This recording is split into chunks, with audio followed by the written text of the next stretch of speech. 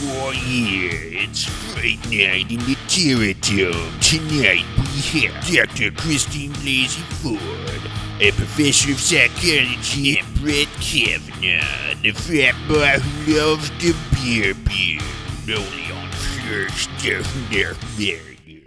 And here's the other thing of note, when she was being grilled, basically, she was so poised.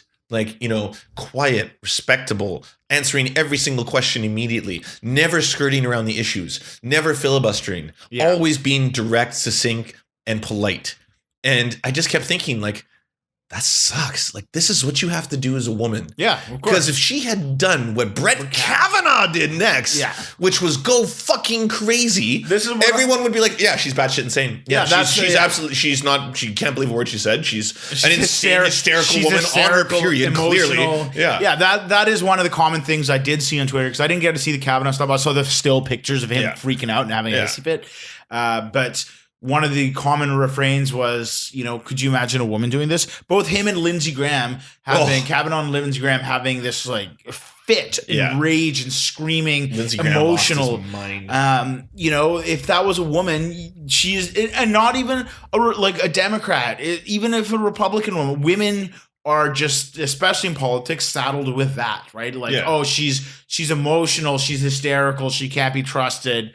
Whereas, when a guy flips out, all of a sudden he's passionate. Yeah. This is the most unethical sham since I've been in politics.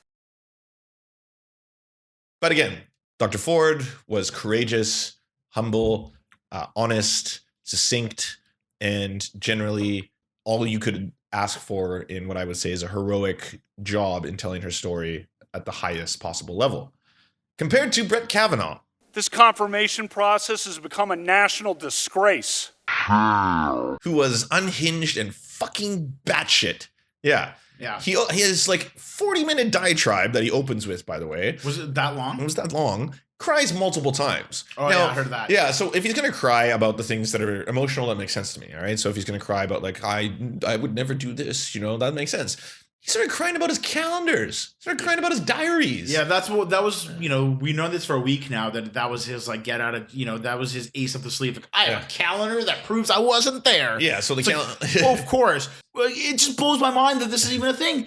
Are we honestly going down and going to believe that a 17-year-old kid would put parties in his calendar or would carry around a calendar? What kind of fucking 50 or 40-year-old goddamn man carries around his goddamn calendar from when he was 17? Well, this will surely clear me of rape when I'm assuredly accused of it, because I used to get drunk as fuck and rape people all the time.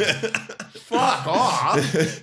And some of the weirder notes on that saying that, well, I never put Sunday church in my calendar, and I also never put that I brush my teeth. And those two things are the same for me. They're just... And rape. Yeah, and rape. He also didn't put when you raped on your calendar.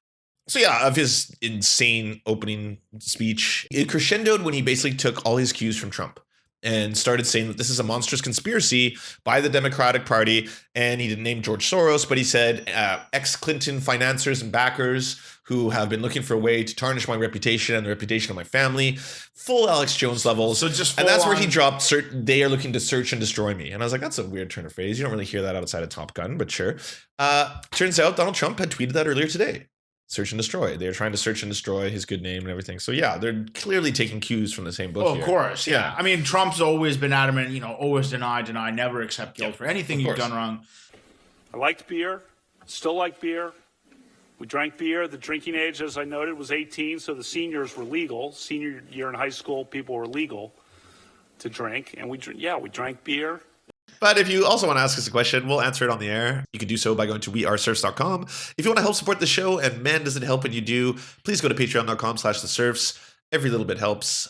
Without you, we would not be alive today. Yeah. All you listeners are actually keeping us alive. If we don't get X amount of listens, we will actually die.